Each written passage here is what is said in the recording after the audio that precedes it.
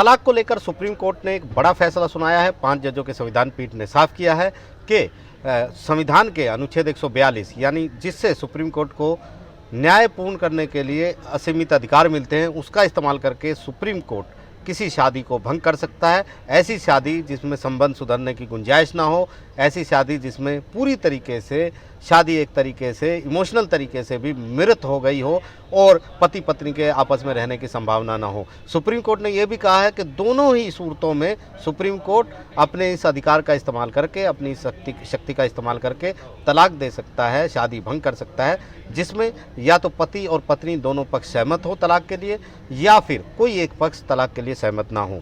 Supreme court ने हालांकि इसके लिए कुछ कारक भी निर्धारित किए हैं कि कुछ फैक्टर हैं और सुप्रीम कोर्ट को वो फैक्टर देख के ही फैसला लेना चाहिए। और ये कोई अधिकार की बात नहीं है कि कोई भी व्यक्ति आए और अधिकार के तौर पर तलाक मांगे, बल्कि सुप्रीम कोर्ट के विवेक की बात है कि सुप्रीम कोर्ट मामले के तथ्यों पर विचार करके विवेक लागू करके इस मामलों में तलाक दे। सुप्रीम कोर्ट ने कहा है कि जब पति पत्नी दोनों लंबे समय से अलग रह रहे हों, कम से कम 6 साल या उससे ज़्यादा अलग रह रहे हों, तो सुप्रीम कोर्ट इस पर देख सकता है।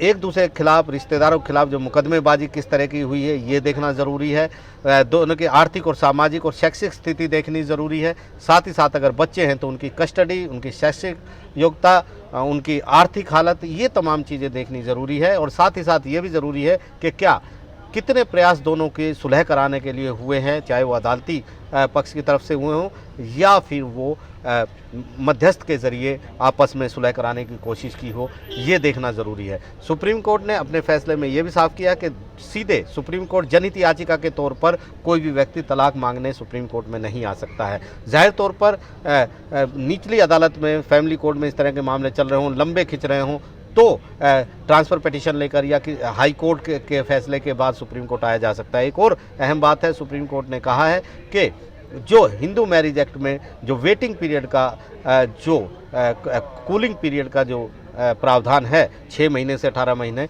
उसे भी सुप्रीम कोर्ट मामले के तथ्यों को देखकर हटा सकता है, ख़त्म कर सकता है जब उसे लगे कि शादी के में संबंधों के सुधरने की गुंजाइश नहीं है और शादी पूरी तरह से टूट चुकी है और अब दोनों पक्ष एक साथ, पति या पत्नी एक साथ नहीं रह सकते हैं। तो बड़ा फैसला सुप्रीम कोर्ट का आया है।